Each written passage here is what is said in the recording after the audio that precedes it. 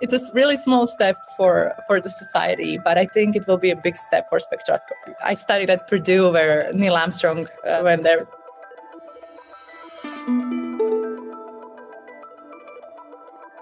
A big thing in the MRI field is that everyone kind of hates on spectroscopy because of they say that it's a method of future and that it's always going to be a method of future. It is so amazing. It has so many great abilities to detect small metabolite concentration differences, but the pathway to clinic is very long, and it would be a great tool to be used in clinic. And in some cases it is used in clinic, but to be broadly and widely applied, reproducibility needs to be amped up a whole lot.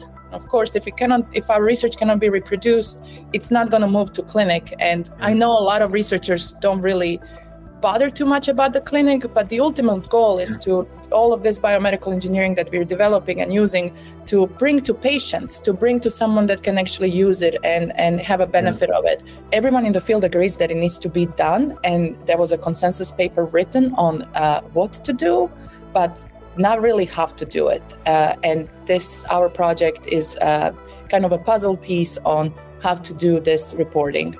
Our body consists 70% of water.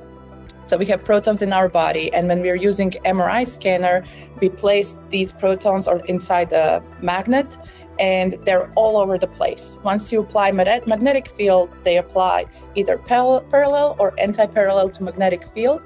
And then we apply RF pulses, and we get left with the ones that are up, which gives us a signal, which gives us a spectrum.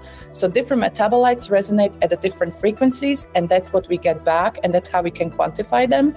Each vendor does its own thing, and which is totally fine.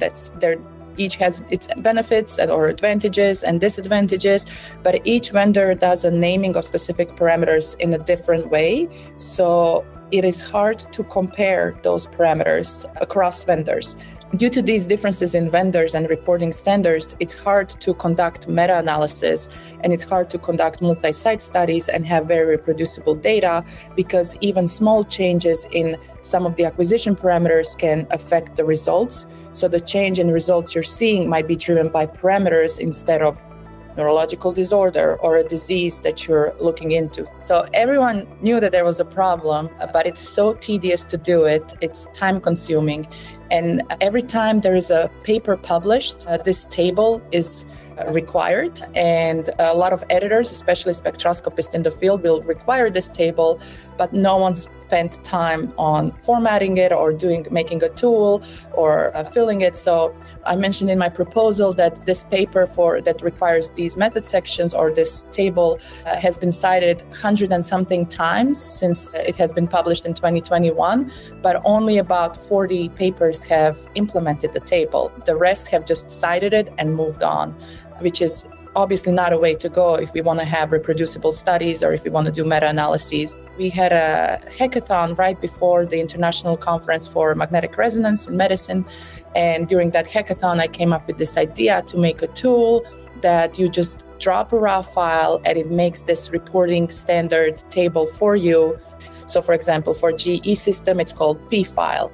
So you can drag and drop it and it will automatically populate all of those parameters that can have either double meaning or that you don't know exactly what they're doing or how they're called. And it's going to automatically populate this table and help you write the method sections. It's so cool to see that there is a tool that can quantify metabolites and molecules and so on. There are so many technological advances that have happened in the past 20 years. I think around 13 consensus papers have been written within the community to highlight all this improvement that has happened. Everyone thinks it's such an amazing, well, I shouldn't say everyone. I'm sure someone in the comments is going to write it's not reproducible and whatnot. But in general, it's considered a very valuable tool. Like I mentioned, these consensus papers tell us what to do, but not really how to do it.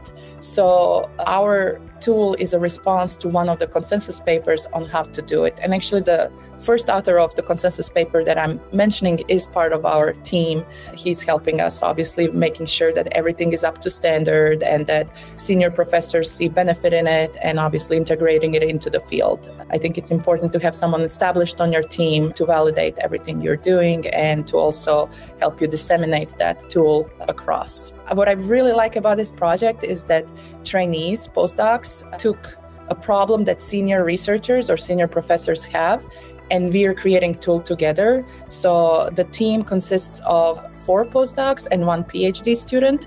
So I think we are kind of driving a change. I think for the field, it's a huge step because it's filling a big gap on reproducibility. And of course, if our research cannot be reproduced, it's not going to move to clinic. It's a really small step for the society, but I think it will be a big step for spectroscopy.